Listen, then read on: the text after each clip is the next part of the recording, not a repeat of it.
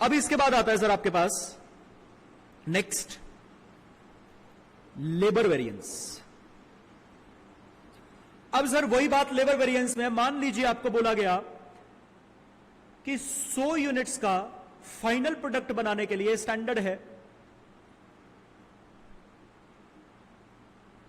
100 units का final product बनाने के लिए आपको सर 100 घंटे लगने चाहिए।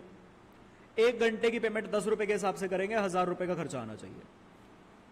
एक्चुअल में सर आपने 100 यूनिट्स बना दी, लेकिन 100 यूनिट्स बनाने के लिए एक्चुअली में सर आपने 150 घंटे लगा दिए और 150 घंटों की पेमेंट 12 रुपए पर आवर के हिसाब से करी, तो आपका खर्चा आ गया 1800। और सर ये जो 150 घंटे आपने लगाए, इसमें से 20 घंटे आइडल बैठे हो ड्यू टू एबनॉर्मल रीजंस, जैसे कि मशीन फेलियर, पावर कट, इस तरीके के रीजंस। अब सर यहां पे सबसे पहले labour cost variance. Standard cost 100 units बनाने के लिए आपको कहा था सर 1000 रुपए का खर्चा आना चाहिए, माइनस एक्चुअली में आपने 100 यूनिट्स बनाने के लिए 1800 रुपए का खर्चा कर दिया। एक्चुअल खर्चा ज्यादा है, खर्चा ज्यादा है, प्रॉफिट कमाया होगा, बेकार चीज है, नेगेटिव चीज है। 800 एडवर्स, मतलब प्रॉफिट जितने से भी गिरा है उसमें लेबर की कॉस्ट 800 रुपए के लिए जिम्मेदार है। अब ढूंढना है 8 से 800 के लिए लेबर की कॉस्ट तो जिम्मेदार है, पर्सन कौन रिस्पॉन्सिबल है। तो सर लेबर कॉस्ट के फर्दर 3 वेरिएंसेस आते हैं, बल्कि यहां पे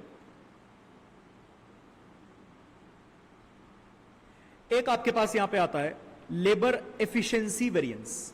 सर लेबर एफिशिएंसी वेरिएंस का मतलब किस बात का डिफरेंस? आवर्स का डिफरेंस। कितनी एफिशिएंटली आपने काम किया, जल्दी किया, लेट किया, कैसे किया। लेबर एफिशिएंसी वेरिएंस के लिए कौन रिस्पॉन्सिबल? जो लेबर से काम करवा रहा है। कौन करवा रहा है सर? आपका प्रोडक्शन मैनेजर। प्रोडक्शन मैनेजर को आपने क्या कहा, भाई साहब 100 यूनिट्स तुमको 100 घंटों में तैयार करवानी थी, तुमने 100 यूनिट्स 150 घंटों में काम तैयार करवाई। तो 100 यूनिट्स तुमको 100 घंटों में तैयार करवानी थी, तुमने यही 100 यूनिट्स 150 घंटों में तैयार करवाई, तुमने 50 घंटे फालतू लगाए हैं। उसी टाइम प्रोडक्शन मैनेजर क्या बोलेगा? प्रोडक्शन मैनेजर बोलेगा देखो जी ऐसा है, 150 घंटों में यूनिट्स तो बनी है, ठीक है, लेकिन सर 20 घंटे ना लेबर खाली बैठी है, 20 घंटे काम ही नहीं किया। इन एक्चुअल देखा जाए तो 130 घंटे ही लेबर ने काम किया है। 130 घंटे are your actual working hours और 150 घंटों की एक्चुअली में पेमेंट जा रही है। So this is your actual payable hours. तो प्रोडक्शन मैनेजर कह रहा है सर 100 यूनिट्स तो मैंने 130 घंटों में तैयार करवा दी, 20 घंटे तो लेबर खाली बैठी है। कंपनी के मालिक ने कहा तो तूने ही खाली बिठाई है, तेरे को ही तो कहा था काम करवाने के लिए, तूने खाली क्यों बिठाई और यूनिट्स बनवाता। तो प्रोडक्शन मैनेजर ने कहा भाई साहब खाली बिठवाई है, लेकिन मैंने नहीं कहा था खाली बैठने के लिए, एबनॉर्मल रीजन की वजह से खाली बैठी है, मशीन फेलियर हो गया, पावर कट लग गया, वो तुम्हारा काम था। मशीन फेलियर है, सब्स्टिट्यूट मशीन लगवाई है, पावर फेलियर है, जेनसेट्स लगवाई है, इंफ्रा देने का काम कंपनी की मैनेजमेंट का था। तो प्रोडक्शन मैनेजर कह रहा है मैंने 130 घंटों में काम करवा दिया है, तो मेरी रिस्पॉन्सिबिलिटी 130 घंटों तक है। मतलब ये नहीं होगा 100 घंटों में काम करवाना था, आपने इन एक्चुअल 130 घंटों में काम करवाया, मल्टीप्लाई बाय रेट के लिए आप रिस्पॉन्सिबल नहीं हो सर, स्टैंडर्ड रेट के लिए प्रोडक्शन मैनेजर रिस्पॉन्सिबल नहीं है। तो ये फॉर्मूला बना आपका standard hours minus actual working hours multiply by standard rate. उसके बाद फिर हम गए लेबर रेट वेरिएंस के लिए। लेबर रेट वेरिएंस का मतलब पर आवर के रेट का डिफरेंस। इसके लिए कौन रिस्पॉन्सिबल?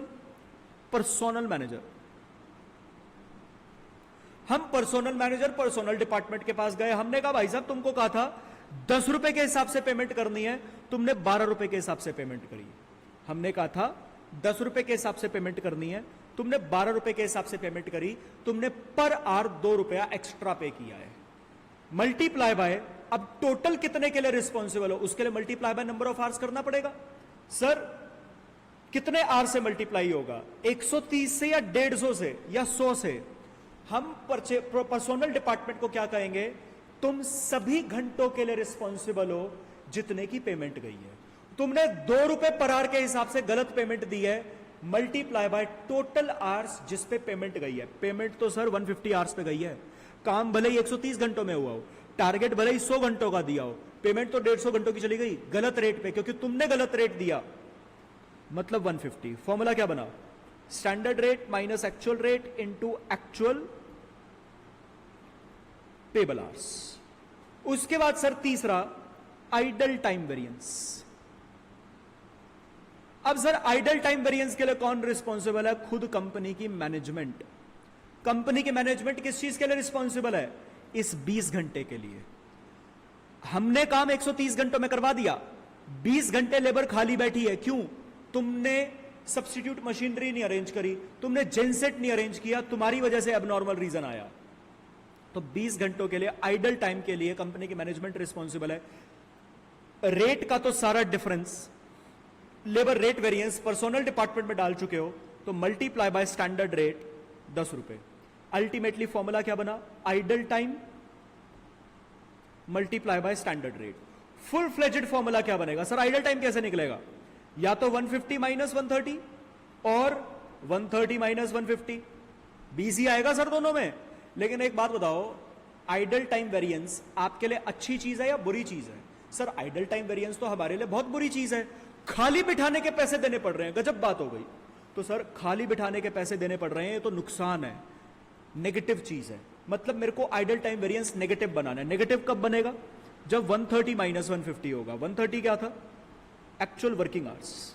150 क्या था? Actual payable hours multiply by standard rate. This is your idle time, और ये फुल फ्लेजेड आपका फॉर्मूला आइडल टाइम वेरिएंस का बनता है। ये है सर आपके लेबर के सारे वेरिएंसेस के फॉर्मूले। मेरे को बताइए समझ आया? और ultimately labour cost variance is equal to labour efficiency variance plus labour rate variance plus idle time variance.